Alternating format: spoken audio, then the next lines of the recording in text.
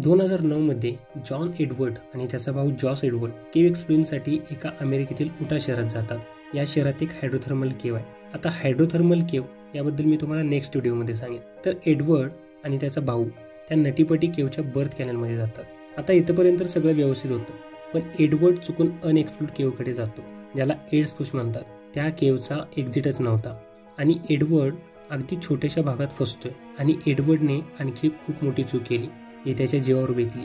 आता usually cave exploring करताना पाय आपले समोर ठेवायचे असतात आणि एडवर्डने त्याच्या उलट म्हणजे डोक्याचा भाग समोर ठेवला होता।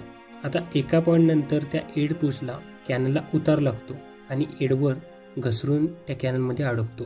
आता तिथून त्याला बाहेर येता येईना। हे जेव्हा त्याच्या भावाला म्हणजे जॉर्जला कळलं, याने लगेच रेस्क्यूना बोलवलं। 24 तासपेक्षा जास्त वेळ झालता, पण एडवर्डला बाहेर काढण्यात यश आलं नव्हतं। शेवटी 27 तास 137 रेस्क्यूअरच्या अथक प्रयत्नाने सुद्धा एडवर्ड वाचू शकला नाही आणि शेवटी 25 नोव्हेंबर 2009ला जॉन्स एडवर्डला त्याच कॅनलमध्ये दफन करावं लागलं आणि त्या इन्सिडेंटमुळे त्याच्या स्मरणार्थ ती केव्ह कायमची बंद केली गेली। Subscribe to Shortflix